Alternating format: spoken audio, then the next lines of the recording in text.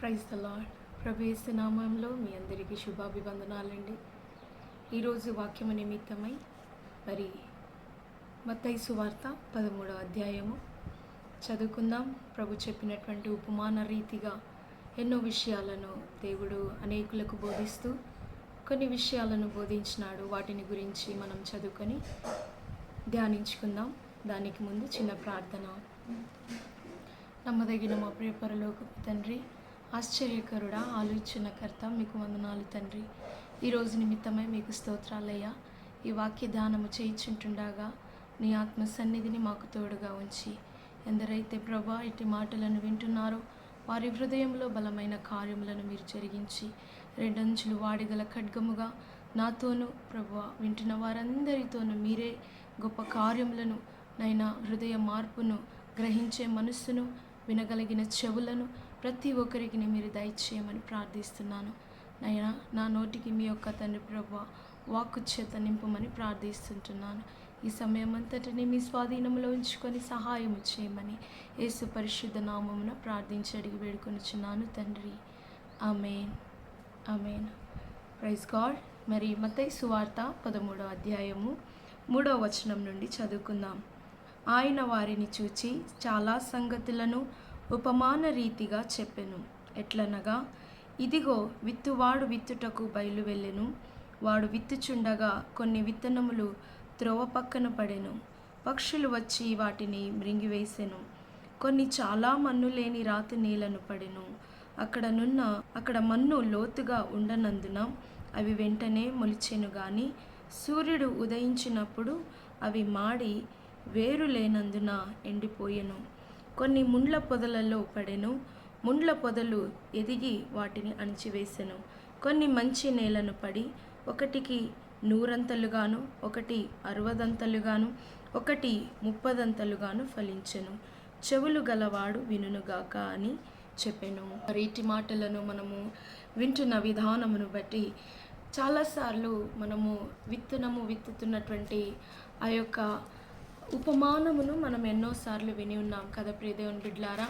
అయితే ఇక్కడ కొన్ని విషయాలు ప్రభు మనతో మాట్లాడనై ఉన్నాడు. వాటిని మనం ధ్యానించుకుందాం. విత్తనములు విత్తుచున్నటువంటి మరి ఆయన విత్తుచుంటుండగా కొన్ని విత్తనములు వచ్చి మరి దారిలో రోడ్డు పక్కన పడినట్లు, దారి ప్రక్కన పడినట్లు అవి కనబడుతూ ఉన్నాయి. మరికొన్ని వచ్చి ఎక్కడంటే ఎక్కువగా మన్ను లేనటువంటి స్థలంలో పడ్డట్టుగా కనబడుతూ ఉన్నాయి. ఇంకా కొన్ని వచ్చి ముళ్ళ పొదల్లో, ముళ్ళున్నటువంటి చోటులో పడ్డట్టుగా కనబడుతున్నాయి. మరికొన్ని వచ్చి మంచి నేలన పడ్డట్టుగా కనబడుతున్నాయి. మరి ఈ విషయాన్ని మనం మరి లోతుగా ధ్యానించుకోవాలి అనంటే అదే మత్తయి సువార్త 13వ అధ్యాయము మరి 18, 19 వచనాలు చదువుతూ ధ్యానించుకుందాం. విత్తువాని గూర్చిన ఉపమాన భావము వినుడి. ఎవడైనను రాజ్యమును గురించిన వాక్యము వినియు గ్రహింపకయుండగా దుష్టుడు వచ్చి వాని హృదయములో విత్తబడిన దానిని ఎత్తుకొని పోవును. త్రోవ పక్కను విత్తబడినవాడు వీడే. రాతి నేలను విత్తబడినవాడు వాక్యము విని వెంటనే సంతోషముతో దానిని అంగీకరించువాడు. అయితే అతనిలో వేరు లేనందున అతడు కొంతకాలము నిలుచును గాని వాక్యము నిమిత్తము శ్రమ అయినను హింస అయినను కలగగానే అభ్యంతరపడును. ముండ్ల పొదలలో విత్తబడిన వాడు వాక్యము వినువాడే కానీ ఐహిక విచారమును ధనమోసమును ఆ వాక్యమును అణచివేయును గనుక వాడు నిష్ఫలుడవును. మంచి నేలను విత్తబడిన వాడు వాక్యము విని గ్రహించువాడు. అట్టివాడు సఫలులై 100 ఒకడు 60 ఒకడు 30 ఫలించెను. ప్రియదేవుని బిడ్డలారా, మరి మనం ఇంతవరకు చదువుకున్నటువంటి 3వ వచనం నుండి చదువుకున్నటువంటి ఆ ఉపమానానికి భావరూపకముగా మరి ఈ వచనములను ప్రభు తన శిష్యులతో మాట్లాడుతున్నట్టుగా చూస్తుంటున్నాం. మరి రోడ్డు పక్కన, దారి ప్రక్కన పడినటువంటి విత్తనములు ఎవరిని పోల్చుతున్నాడంటే దేవుడు మరి రాజ్యమును గురించిన వాక్యము వినియు గ్రహింపకయుండగా దుష్టుడు వచ్చి వాని హృదయములో విత్తబడిన దానిని ఎత్తుకొని పోవును. త్రోవ ప్రక్కను విత్తబడినవాడు వీడే. మరి రాజ్యమును గురించిన వార్తను, పరలోక రాజ్యమును గురించిన వాక్యమును వినియు వీరేం చేశారంట? వింటున్నారంట. పరలోక రాజ్యమును నిత్య రాజ్యమును గురించిన వార్తను వింటున్నారంట, కానీ గ్రహించటం లేదట. ఆ గ్రహించినందును బట్టి మరి దానిని దుష్టుడైనటువంటి అపవాది వచ్చి వారిలో నుండి తీసుకొని వెళ్ళిపోయినట్లుగా చూస్తూ ఉన్నాము. మరి ఆ విధముగా మరి ఆ త్రోవ పక్కన ఆ విధముగా విత్తబడిన వాడు వీడే అని దేవుడు చెప్తా ఉన్నాడు. అవును ప్రియ దేవుని బిడ్డలారా, మనం ఎన్నోసార్లు ఎన్నో మాటలు వింటూ ఉంటాము, కానీ అది మనకు కాదులే, అది ఇంకొకరికిలే, మనకు చెప్పట్లేదులే, ఇది మనకు అవసరం లేదులే, ఈ వయసులో మనకు అక్కర లేదులే, ఇంకొకరు దాన్ని పట్టించుకుంటారులే అని ప్రభు మనతో మాట్లాడుతున్నప్పటికీ, కానీ ప్రభు వాక్యము ద్వారా ఆయన మనల్ని దర్శిస్తున్నప్పటికీ కూడా దానిని మనం ఏమాత్రము కూడా లెక్క చేయము. ఇది నాకే చెప్తున్నాడు, ఈ వాక్యము ద్వారా ప్రభు నాతో మాట్లాడుతున్నాడు, నేను సరి చేసుకోవాలి, దీనిని నేను పట్టుకోవాలి, ఇందులో నన్ను నేను చూసుకోవాలి అని చెప్పి ఏనాడు కూడా గ్రహించుకోడు. ప్రతి వారం ఆరాధనకు వెళ్తూ ఉంటాడు, వారి తల్లిదండ్రులతో కానీ లేదంటే భార్యాభర్తలుగా కలిసి కానీ ఎన్నో వాక్యాలు వింటూ ఉంటాం ప్రియ దేవుని బిడ్డలారా, కానీ అవి మనకే చెప్పబడుతున్నాయని గ్రహించము. ప్రభు మనతో మాట్లాడుతున్నాడని వాటిని లెక్క చేయము. ఏదో పనులను, ఏదో ఆలోచనలతో, లేదంటే ఫోన్ల ద్వారా, లేదంటే వెళ్ళినట్టుగానే వెళ్తాం, కానీ మన మనస్సు, మన ఆలోచన వేరే వేరే చోట్ల ఉన్నట్లుగా కనబడతా ఉంటుంది. వాక్యము పైన మన దృష్టి ఉండదు, దేవుని మాట పైన మనం దృష్టి నిలపము. అందును బట్టి ఆ వాక్యమును మనము గ్రహించకపోవడాన్ని బట్టి, అది వ్యర్థముగా పడిపోవడాన్ని బట్టి దుష్టుడు వచ్చి దాన్ని ఎత్తుకొని వెళ్ళిపోతాడట. ప్రియదేవుని బిడ్లారా, ప్రియదేవుని బిడ్లారా, నీ సన్నిధిలోకి, నీ గ్రహింపులోకి దేవుని వాక్యము ఎప్పుడైతే పంపబడుతుందో అప్పుడే ఆ వాక్యాన్ని పట్టుకోవాలి. ఒకవేళ ఆ వాక్యము ద్వారా నువ్వు సరి చేసుకోకపోతే, ఒకవేళ ఆ వాక్యము నాకు అని కానీ నువ్వు గ్రహించుకోకపోతే దుష్టుడు వచ్చి దాన్ని ఎత్తుకెళ్ళిపోతాడు.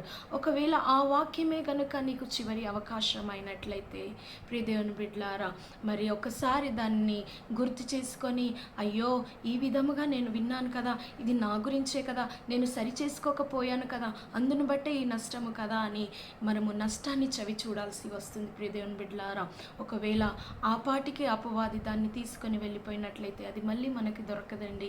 ప్రియదేవుని బిడ్డలారా, మరి ఇదే సమయము, ప్రభు అంటున్నాడు ఇదే అనుకూల సమయం అని దేవుడు సెలవిస్తున్నాడు.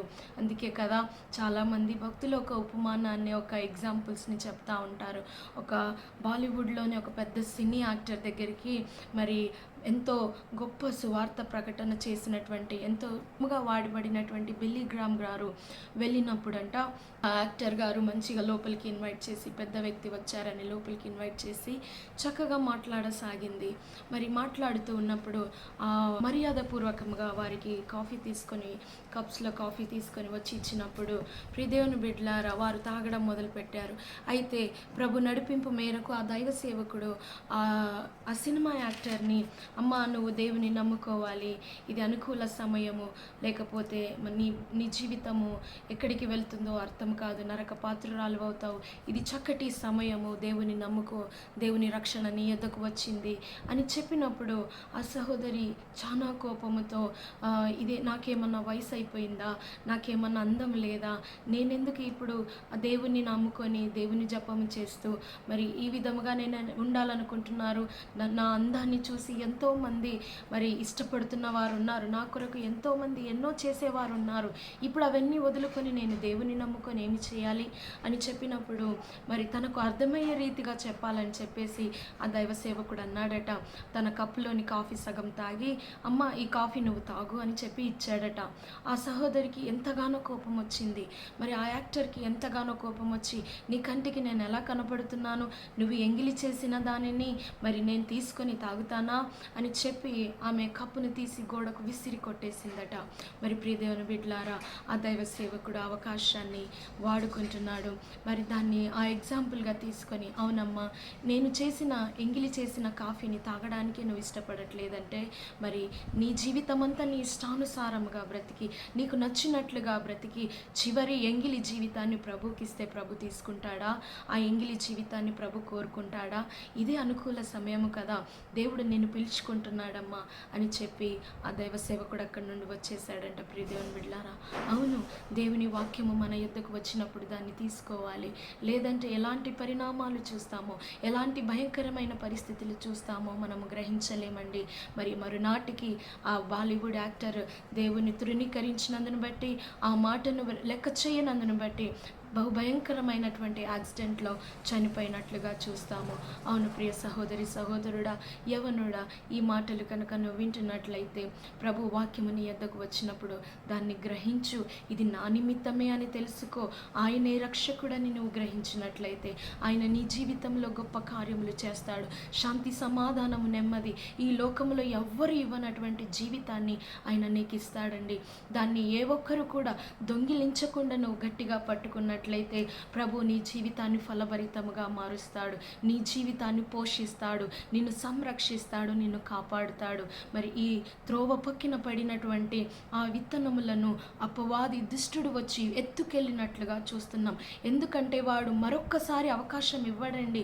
మీరు అవకాశము చేజార్చుకుంటే వెంటనే వాడు దొంగిలించేసుకొని మీ దృష్టికి మిమ్మల్ని బాగుపరిచేటువంటి ఆ మాటలు మీ యొద్దకు రాకుండా మరి ఎంతో భయంకరమైన పరిస్థితులలో మిమ్మల్ని తీసుకెళ్తూ ఉంటాడు. ప్రభు రక్షణ మీ యొద్దకి వచ్చినప్పుడు దయచేసి దాన్ని తృణీకరించకూడదని నేను మనవి చేస్తున్నాను. అదే విధముగా రెండవ విత్తనములు ఎక్కడ పడినాయో చూద్దాము. రాతి నేలన విత్తబడిన వాడు వాక్యము విని వెంటనే సంతోషముతో దానిని అంగీకరించువాడు. అయితే అతనిలో వేరు లేనందున అతడు కొంతకాలము నిలిచును, కానీ వాక్యము నిమిత్తము శ్రమ అయినను హింస అయినను కలగగా అభ్యంతరపడును. ప్రియ దేవుని బిడ్డలారా, ఇక్కడ మనము గమనించవలసిన విషయం ఏంటంటే ఈ వ్యక్తి కూడా వాక్యమును విన్నాడట. ఈ వ్యక్తి కూడా వాక్యమును వింటున్నాడట. ఈ వాక్యమును వినినటువంటి ఆ విత్తనములు దేనిని సూచిస్తున్నాయంటే నిన్ను నన్ను సూచిస్తూ ఉన్నాయి. మనుషులను, సమాజంలో ఉన్న మనుషులను సూచిస్తూ ఉన్నాయి. ఆ విత్తనములు ఎక్కడ పడ్డాయనంటే రాతి నేల మీద పడినాయి. అక్కడ కొంచెము పైగా చిన్నగా లోతు లేనటువంటి మట్టి పేరుకొని ఉంది. మరి ఆ స్థలంలో ఆ విత్తనములు పడినప్పుడంట అవి వింటున్నారు. విన్నప్పుడు ఎంతో సంతోషంగా దానిని అంగీకరిస్తున్నారంట. కానీ దానికి సూర్యోదయం కలగగానే, ఎండ తగలగానే అవి వాడిపోతున్నాయంట. ఆ ఎండను దేవుడు దేనికి సాదృశ్యంగా చూపిస్తున్నాడంటే శ్రమను, హింసను దేవుడు చూపిస్తున్నాడు. కష్టాన్ని చూపిస్తున్నాడు. చిన్న కష్టము కలగగానే మరి అవి వాడిపోతున్నట్లుగా కనబడుతున్నాయి. నీ జీవితంలో దేవుడు నీకు నిజమైన రక్షకుడుగా నీకున్నప్పుడు, ఆయన నీకు నెమ్మది, శాంతి అనుగ్రహిస్తున్నప్పుడు మరి ఎందుకు వాటిని పట్టుకొని నువ్వు నిలబడలేకపోతున్నావు? నీ పరిస్థితులను బట్ట, స్నేహితులను బట్ట, బంధువులను బట్ట, నీ కులమును బట్ట, నీ దానమును బట్ట, ప్రియ దేవుని బిడ్డలారా, ఎందుకు నువ్వు దేవుని వదులుకుంటున్నావు? ఎందు నిమిత్తమై ఆయన మాటలను నువ్వు తృణీకరిస్తున్నావు? ఆయనలో నువ్వు జీవించలేకపోతున్నావు. మునుపు విన్నప్పుడు, ఆయన నీ జీవితంలోనికి వచ్చినప్పుడు, ఆయనను నువ్వు తన జీవితంలో ఆహ్వానించినప్పుడు నీకు కలిగిన నెమ్మది, నీకు కలిగిన సంతోషము నీకు ఎల్లకాలము ఇచ్చే దేవుడు కదా. ఆ శ్రమకాలము కొద్ది కాలమే కదా. ప్రియ దేవుని బిడ్డలారా, దేవుని వాక్యము సెలవిస్తుంది, దేవుని యొద్దకంట ఒక గొప్ప ధనవంతుడైనటువంటి యవనస్తుడు వచ్చాడంట. ఆయన వద్దకు వచ్చి, అయ్యా, పరలోక రాజ్యము వెళ్ళుటకు నేనేమి చేయాలి, అందు నిమిత్తమై నేనేమి చేయాలని అడిగినప్పుడు దేవుడు అన్నాడట, ప్రతి దానిలో నువ్వు నమ్మకముగా ఆజ్ఞలన్నిటినీ పాటించి దశమ భాగము తీయాలి అని చెప్పినప్పుడు, నేను చిన్ననాటి నుండి వాటన్నిటినీ చేస్తున్నాను, చిన్ననాటి నుండి నేను వాటిని పాటిస్తూ ఉన్నాను, ప్రతి విషయంలో నేను దేవునికి నా 10వ భాగమును అప్పగిస్తూ ఉన్నాను. అయితే నేను వెళ్ళవచ్చునా అని నన్ను అడిగినప్పుడు అది మాత్రమే సరిపోదు అని చెప్పాడట. మరి ఇంకేమి కావాలి అని అడిగితే ప్రభు అన్నారట, నీ ఆస్తి నమ్మి, నీ ఆస్తిని బీదలకమ్మి నన్ను వెంబడించు అని చెప్పినప్పుడు అక్కడ ఆ యవనస్తుడు అభ్యంతరపడినట్లుగా చూస్తూ ఉన్నాం. సంతోషపడుతున్నాడు, అయ్యో నేను ఇవన్నీ చేస్తున్నాను కదా, నాకు పరలోక రాజ్యము దొరుకుతుంది, నేను నిత్య జీవానికి వెళ్ళిపోతాను, నేను చేస్తున్నటువంటి క్రియలు ఎంతో మంచివి, నేను ప్రతి చిన్న దానిలో చాలా చక్కగా ఉన్నానని ఆయన అనుకుంటున్నాడు. కానీ ఏదైతే నిజమైనటువంటి విశ్వాసాన్ని కనపరచవలసిన సమయంలో ఆ వ్యక్తి, ఆ యవనస్తుడు నిలబడలేకపోయాడు. అక్కడ ఆ చిన్న కష్టము, ఆ చిన్న అభ్యంతరము అతనికి తెలుపగానే అతడు అన్నాడట, నేను ఈ పని చేయలేను, నేను వెళ్ళిపోతాను అని చెప్పేసి వెళ్ళిపోయినాడట. తన ధనము తనను ఆపేసింది, తన పోకడలు తనను ఆపేశాయి, తనకున్నటువంటి పరుపతి తనకు ఆపేసింది, తనకున్నటువంటి బంధు బలగాలు, స్నేహితులు అన్నీ ఆపేసినాయండి. ప్రియ దేవుని బిడ్డలారా, ఈరోజు దేవుని యొద్దకు రావడానికి నేనేం అభ్యంతరపరుస్తుంది? దేవుని వాక్యము విని కూడా, ఆయనే రక్షకుడని ఎరిగి కూడా, ఆయన నీ జీవితంలో ఆహ్వానించినాక కూడా ప్రభును వద్దనుకొని నువ్వు విడిచిపెడుతున్నావా? ఆయనను కాదనుకుంటున్నావా? ఆ సమాధానాన్ని నువ్వు కాదనుకుంటున్నావా? ప్రియ దేవుని బిడ్డలారా, దేవుడు కాక ఎవరు నిన్ను రక్షించేవారు లేరు. క్షణికమైనటువంటి ఈ లోకము కోసము నువ్వు, ఈ లోకపు మనుషుల కోసము, స్నేహితుల కోసము, నీ సరదాల కోసము దేవుణ్ణి విడిచిపెడుతున్నావేమో, కానీ అవి కొద్ది కాలమే నిలిచేటివి, శాశ్వతముగా నీతో ఉండేటివి కాదు. అది దేవుడిచ్చేటువంటి రాజ్యము, దేవుడిచ్చేటువంటి సమాధానము, శాంతి శాశ్వతముగా నీతో ఉండేది. కొద్ది కాలము శ్రమ, కానీ ఆ శ్రమలో దేవుడు నీకు తోడుంటాడు. ఆ శ్రమలో దేవుడు నీకు ధైర్యాన్ని ఇస్తాడు, నీ విశ్వాసాన్ని బలపరుస్తాడు. ప్రియ యవనుడా, యవనస్తురాలా, ఈ మాటలు ఒకవేళ నువ్వు వింటున్నట్లయితే దయచేసి తిరిగి దేవుని యొద్దకు నడిపించబడు, తిరిగి ఆయన సన్నిధికి నడిపించబడు. ఆయన నిన్ను ఎంతో బలమైన సాధనముగా వాడుకుంటాడు. ఆయన నిన్ను ఎంతో అమూల్యమైనటువంటి సాధనముగా నిలబెట్టుకుంటాడు. ఎవరు ఇవ్వలేనటువంటి శాంతి, సమాధి, నెమ్మదిని దేవుడు నీకు అనుగ్రహిస్తాడు. నీకు కావలసిన అక్కరస్రతలను తీరుస్తాడు. ప్రతి కష్టంలో నీకు తోడుంటాడు, నీకు ధైర్యమినిచ్చి నడిపిస్తాడు. ప్రియ దేవుని బిడ్డలారా, మరి ఈ రాతి నేలన పడినటువంటి విత్తనములను పోలిన వారై ఎవరైనా ఉంటున్నట్లయితే ఎంతో సంతోషముగా, చిన్నగా, మొదట ఎంతో ఆనందముతో ఉంటాము, కానీ చిన్న కష్టానికి, చిన్న శ్రమకే అభ్యంతరపడిపోతూ ఉంటాము. ఆ వేరు లేనందున, నీ వేరు అతనిలో ప్రాకనందున, ఆ మట్టి ఎక్కువగా లేనందును బట్టి అక్కడ ఆ విత్తనము మొలిచి వాడిపోయినట్లుగా చూస్తూ ఉన్నాము. ప్రియ దేవుని బిడ్డలారా, మనము దేవునిలో వేరు నాటబడిన వారమై ఉండాలి. ఆయన లోతులోకి మనము నాటబడిన వారమై ఉండాలి. అప్పుడు మనల్ని కదల్చే వారెవరు ఉండరండి. ప్రియ దేవుని బిడ్డలారా, అది ఎంత కష్టమైనా సరే, అది ఎంత శ్రమ అయినా సరే. మరొక చివరి ఎగ్జాంపుల్ని నేను చెప్తాను. చైనా ప్రాంతంలోనట ఒక యవనస్తుడు మన బ్యాంబో స్టిక్స్ తోట వేశాడట. వెదురు కర్రల తోట వేశాడట.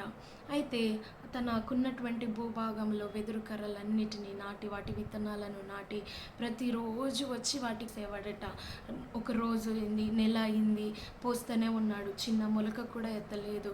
2 నెలలు అయ్యాయి, అయినా మొలకెత్తలేదు. 3 నెలలు అయ్యాయి, అయినా మొలకెత్తలేదు. ప్రియ దేవుని బిడ్డలారా, చూసిన వారందరూ నువ్వు వ్యర్థముగా వాటి విత్తనాలను విత్తినావు, అవి నీకు మొలవవు, ఇంకా టైం అయిపోయింది, వాటిని గురించిన సమయం అయిపోయింది, నువ్వెందుకు అంత కష్టపడుతున్నావు, వ్యర్థముగా దాని నేలపైన ఎందుకు నీళ్లు పారపోస్తున్నావు, అవి రావు అని చెప్పి ఎంతోమంది ఆయనను తృణీకరించారు, ఎంతోమంది ఆయనను హేళన చేశారు, ఎంతోమంది ఆయనను బాధ పెట్టారు.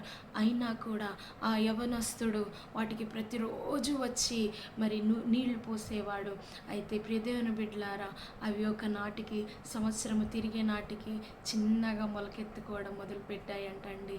చిన్నగా మొలకెత్తుకోవడం మొదలుపెట్టిన వెంటనే ఏమాత్రము కూడా అవి మరి ఆలస్యము చేయకుండా త్వరగా పైకి ఎదిగిపోతున్నాయంట. ఎంత వేగముగా ఎదిగిపోయాయంటే ఇవి లోపల నుండి మొలకెత్తే సమయంలో అంత సమయం కూడా పట్టకుండా సగం సమయంలోనే అవి పెద్ద చెట్ల వలె, పెద్ద మొక్కల వలె మారిపోయినాయి.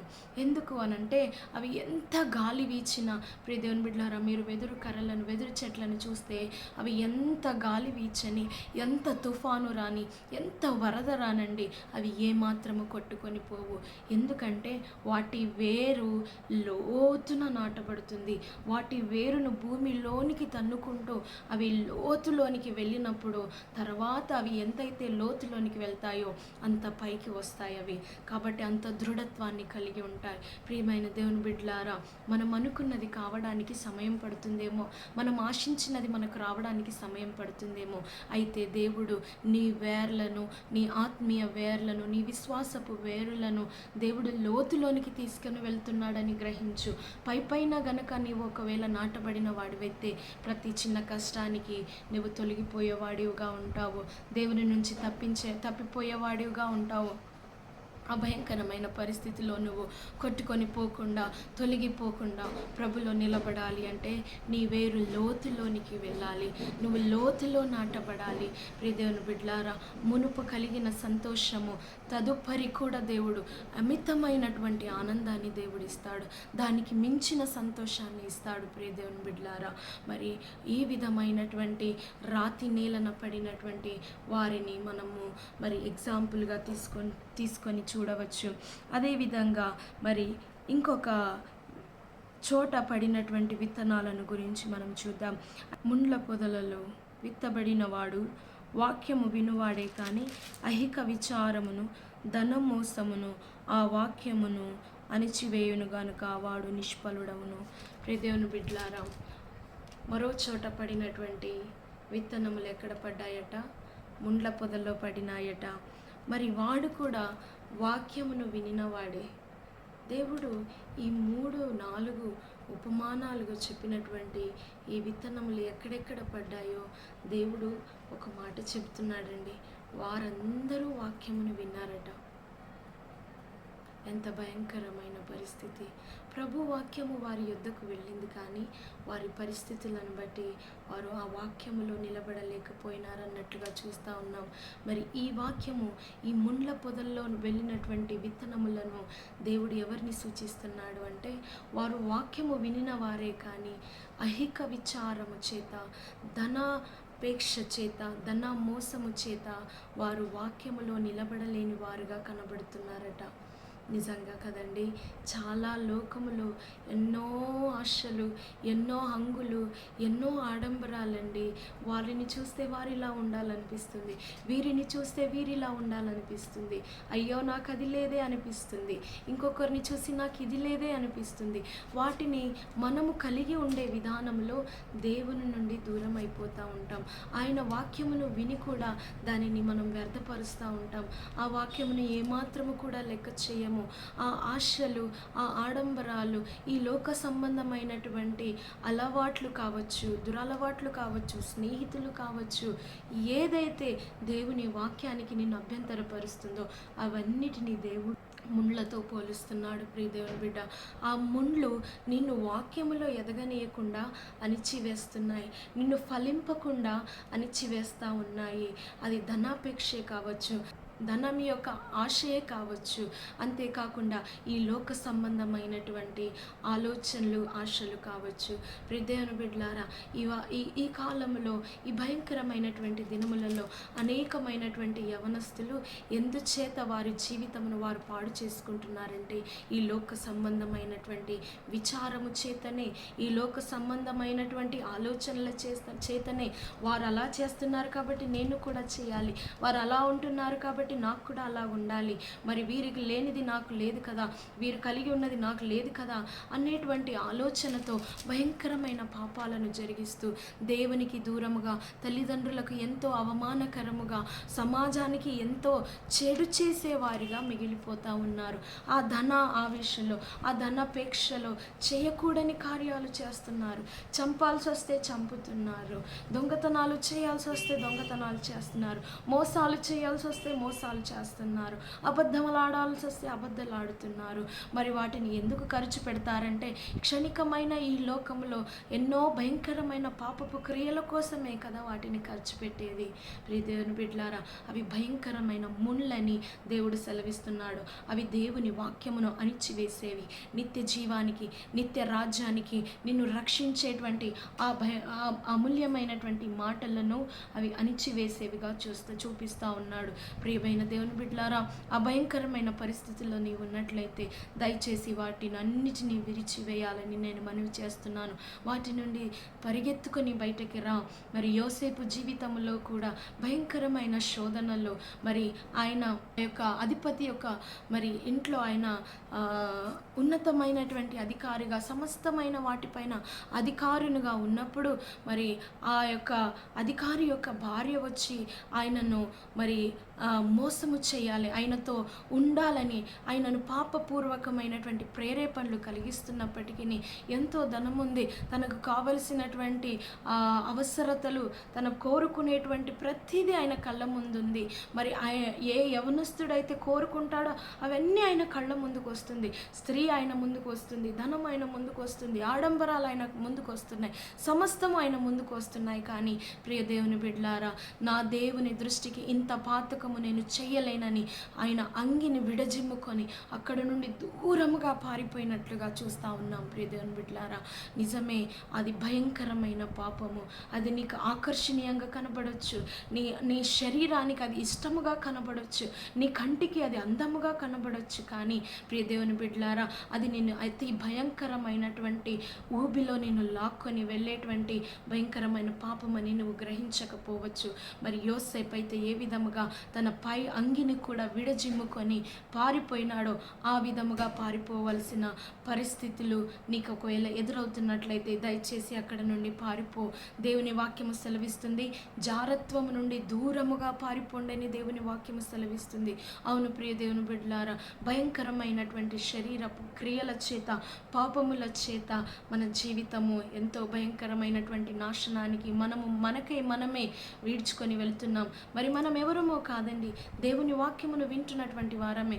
దేవుని వాక్యం ఇది వద్దని చెబుతుంది కదా, ఆయన ఇలా ఉండకూడదని చెబుతున్నాడు కదా అని మనకన్నీ తెలుసు. కానీ వీరందరూ చేస్తున్నప్పుడు నేనెందుకు చేయకూడదు, వీరు ఇలా ఉంటున్నప్పుడు మన దృష్టికి ఎగ్జాంపుల్గా ఎవరిని తీసుకుంటామంటే, ఎవరైతే అట్టి పాపములను జరిగిస్తూ ఉన్నారో వారు అలా చేస్తున్నారు కదా, మరి వారికి ఏం కాలేదు, నాకెందుకు అవుతుంది, అలాంటి వారిని మనము ఎగ్జాంపుల్స్గా తీసుకొని అభయంకరమైన పాపాలను జరిగిస్తూ ఉంటాం. ప్రభు ఆత్మ మనల్ని గద్దిస్తూ ఉంటాడు, ప్రభు వాక్యము మనల్ని గద్దిస్తూ ఉంటుంది. కానీ వాటిని ఏమాత్రము కూడా లెక్క చేయము, తృణీకరించము.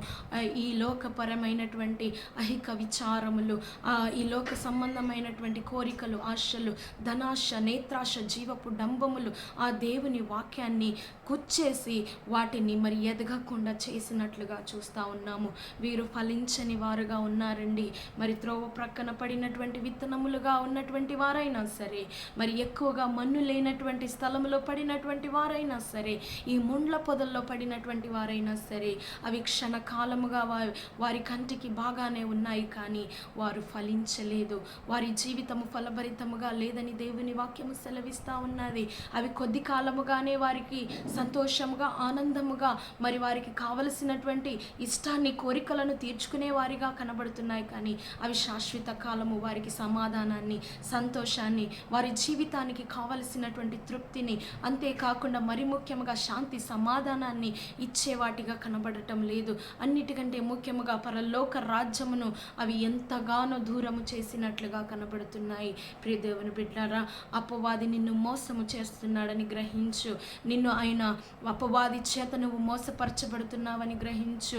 మరి ఎలాగైతే దుష్టుడు వచ్చి వాటిని ఎత్తుకొని వెళ్ళిపోతున్నాడో అదే విధముగా మరి ఈ లోక సంబంధమైనటువంటి శ్రమలను నీకు భయంకరముగా చూపిస్తూ, ఈ లోక సంబంధమైనటువంటి కష్టాలను నువ్వు ఎదగలేవు, నువ్వు ఇక్కడే ఉండిపోతావు, నీ వల్ల కాదు, నీ చేత కాదు అన్నట్టుగా నిన్ను భ్రమపరుస్తూ, అదేవిధంగా లోక సంబంధమైనటువంటి ఆకర్షణలన్నిటినీ నీ కంటి ముందు పెట్టి నిన్ను ఫలింపకుండా చేస్తున్నాడు.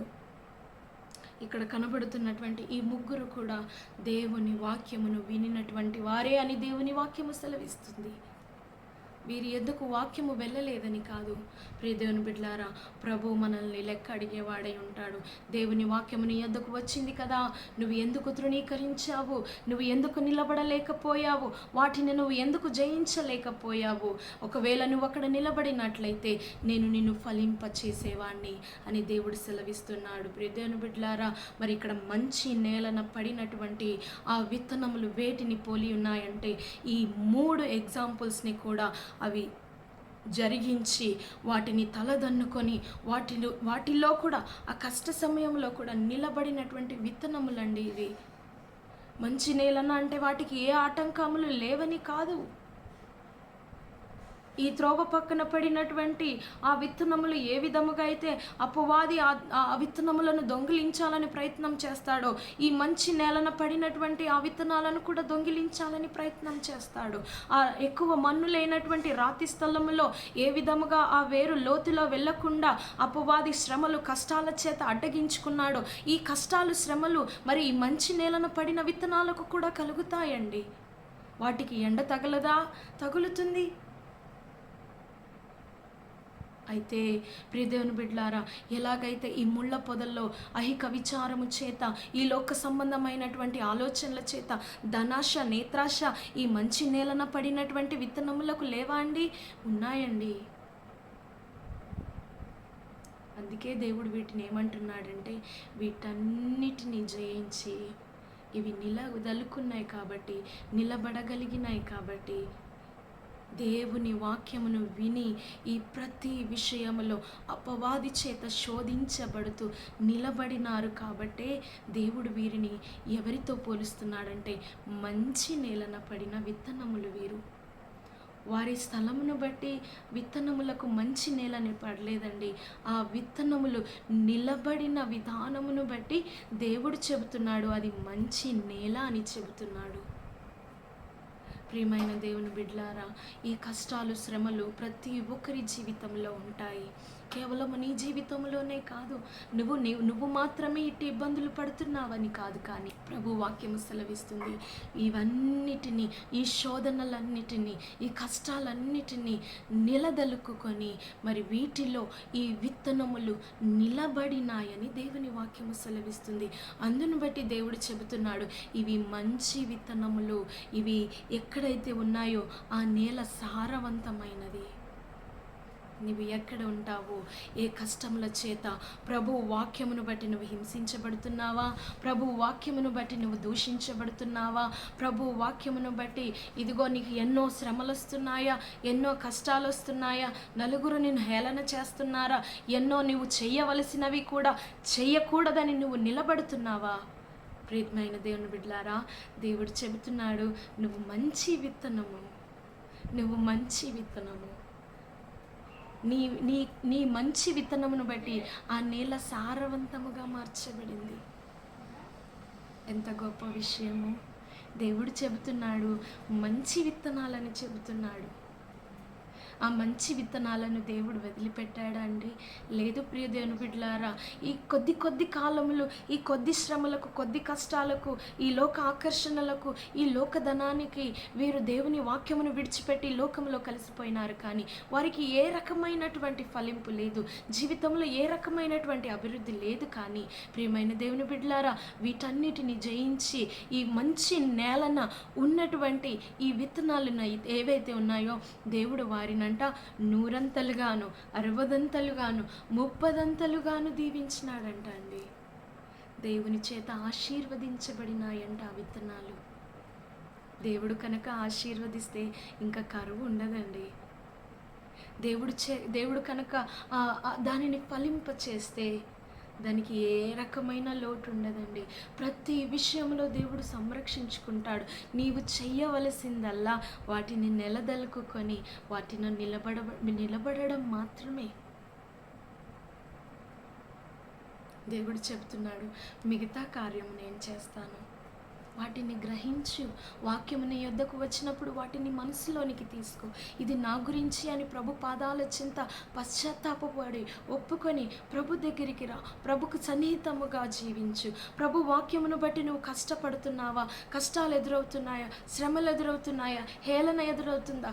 ఇబ్బందులు ఎదురవుతున్నారా? వెలివేయబడుతున్నావా? అయినా నిలబడు. దేవుడు నీ వేరును లోతులోనికి తీసుకొని వెళ్తాడు. అది ఏ స్థలమైనా సరే, అది ఏ పరిస్థితి అయినా సరే. ఈ లోక ఆకర్షణల చేత నువ్వు ముంచి వేయబడుతున్నావా? ఎన్నో లోకస్తులందరూ నీ చుట్టుముట్టు నిలిచి ఇది చేయరా, అది చేయరా, నువ్వు ఇలా చేయట్లేదేంటి, నువ్వు ఇలా ఉన్నావేంటి, నువ్వు మాలో ఒకడిలాగా లేవేంటి అని శోధిస్తున్నారా? ప్రియ దేవుని బిడ్డలారా, దేనికి నువ్వు ఆకర్షితుడవుతున్నావో, లోకము నిన్ను ఏ రకంగా బలహీనపరిచి ఆకర్షిస్తుందో, ఫోన్ల ద్వారా కావచ్చు, స్నేహితుల ద్వారా కావచ్చు, ధనాపేక్ష ద్వారా కావచ్చు, నువ్వు చూసే చూపుల ద్వారా కావచ్చు, అమ్మాయిల ద్వారా కావచ్చు, మరి పురుషుల ద్వారా, అబ్బాయిల ద్వారా కావచ్చు, వారికి ఉన్నటువంటి ఆ యొక్క వస్తువుల ద్వారా కావచ్చు, నువ్వు దేని చేత దేవుని వాక్యమును మరి దూరము చేయబడాలని అట్టి ఆకర్షణలు నీ ముందుకు అపవాది తీసుకొస్తున్నాడో వాటిని జయించి వాటి నుండి దూరముగా వచ్చి ప్రభువులో నిలబడు. ప్రియ దేవుని బిడ్డలారా, దేవుడు నిన్ను ఎంతగా దీవిస్తాడంటే 100 దానిపైన 60 దానిపైన 30 ఇలా దేవుడు అంచెలంచెలుగా నిన్ను దీవిస్తూనే ఉంటాడు. కానీ ఆయన నిన్ను ఎన్నడూ విడిచిపెట్టడు. ఆయన నిన్ను విడిచిపెట్టేవాడు కాదు. మంచి నేలన పడిన విత్తనములంటే వాటికి ఏ కష్టం లేదు కదా, అన్ని రకాలుగా సదుపాయాలు కలిగినటువంటి ఆ నేలన పడినాయని దేవుని ఉద్దేశము కాదు. ప్రియ దేవుని బిడ్డలారా, దేవుడు చెబుతున్నాడు, వీటన్నిటిని నెలదొల్చుకొని నిలబడినటువంటి విత్తనాలు అవి. వాటిని బట్టి ఆ నేల మంచిదని పిలువబడింది. అవి మంచి విత్తనాలని దేవుడు సెలవిస్తున్నాడు. దేవుడు మంచి విత్తనాలను పోషించడా? ఏ ఫలము లేనటువంటి ఆ చెట్టు కోసమే ప్రభు చెబుతున్నాడో, ఆ తోట యజమాని ఎవరో కాదండి, యేసుక్రీస్తు దేవుడే. ఆ తోటమాలి చెబుతున్నాడు, ఈ 1 సంవత్సరం నాకు అవకాశం ఇయ్యు, దీనికి నేను ఎరువు వేస్తాను, దీనికి నేను చుట్టూ కంచె వేస్తాను, దీనికి ఇంకా కావలసినంత పోషకాలు ఇస్తాను, నీరు పోస్తాను, దీన్ని నేను సంరక్షిస్తాను. ఒకవేళ ఫలించకపోతే అప్పుడు నరికివేయి ప్రభువా. ప్రియ దేవుని బిడ్డలారా, నువ్వు నిలబడితే దేవుడు నిన్ను పోషించడా? నీకు కంచె వేయడా? నిన్ను కాపాడడా? నిన్ను సంరక్షించుకోడా? ఆయన నీకు తప్పకుండా కాపరి అయి నిలబడతాడు. నీకు కావలసిన పోషకాలన్నీ ఇస్తాడు. నీకు ఏ కష్టంలో ఏ ధైర్యము కావాలో, నువ్వు ఏ స్థితిలో ఉన్నప్పుడు నీకు ఎవరు తోడుండాలో అన్నీ ఆయనే అయ్యి నీకు తోడయుండి నిన్ను బలపరిచి ఆ శ్రమలలో నుండి నిన్ను బయటికి తీసుకొస్తాడు, నిన్ను నిలబెడతాడు. నిన్ను ఎంతగా ఫలిస్తాడంటే ఆశీర్వాదానికి అద్దు లేనట్టుగా దేవుడు ఫలింపచేస్తాడు. 100 30 60 అంచెలంచెలుగా ఫలింపచేస్తాడు. ప్రియ దేవుని బిడ్డలారా, ఈ విత్తనములను గురించి మనం ఎన్నోసార్లు విన్నాం. అయితే దేవుడు ఈరోజు నీతో మాట్లాడుతున్నాడు. నీవు మంచి విత్తనముగా ఉంటావా? నీవున్న పరిస్థితి ఏదైనా సరే, కేవలం నీవు చేయవలసినదల్లా 3 పనులు నీవు గ్రహించాలి. దేవుని వాక్యము నీ యొద్దకు వచ్చినప్పుడు ఇది నా గురించి అని గ్రహించాలి. ఆయన వాక్యాన్ని నీవు హృదయంలో చేర్చుకోవాలి. రెండోదిగా, కష్టాలు వచ్చినప్పుడు, శ్రమలు వచ్చినప్పుడు, రావని దేవుడు చెప్పట్లేదు, వస్తాయి. కానీ అవి వచ్చినప్పుడు నీవు నిలబడాలి, నీ విశ్వాసాన్ని కలపరచాలి. మూడోదిగా, ఈ లోక సంబంధమైన ఆకర్షణలు, ధనాశ, నేత్రాశ, జీవపుడంబము, ఈ ఐహిక విచారములు ఏవి కూడా నిన్ను అడ్డగించాలని చూసినా, నిన్ను వాటి వైపు ఎంత బలముగా ఆకర్షించినా వాటిని విడజిమ్ముకొని ప్రభువుకు నువ్వు ఎంత దగ్గర అవుతావో దేవుడు నిన్ను అంచెలంచెలుగా దీవిస్తాడు. నువ్వు చేయవలసినవి ఈ 3 పనులు. నిజమే, ఇవి చెప్పినంత సామాన్యమైన విషయాలు కాదు. కానీ నిలబడగలిగితే దేవుడు నీకు సహాయకుడై నిలబడతాడు. ఆయన నిన్ను తప్పిస్తాడు. ఆయన నీకు సహాయము చేస్తాడు. ప్రియ దేవుని బిడ్డలారా, ఇట్టి మాటల ద్వారా దేవుడు మనల్నందరినీ ధైర్యపరిచి తనలో ఫలించే విత్తనములుగా, మంచి విత్తనములుగా దేవుడు నిలబెట్టాలని ప్రతి ఒక్కరి నిమిత్తమై నేను ప్రభువుకు మొరపెట్టుకుని ఈ చిన్న మాటల్ని ముగిస్తున్నాను.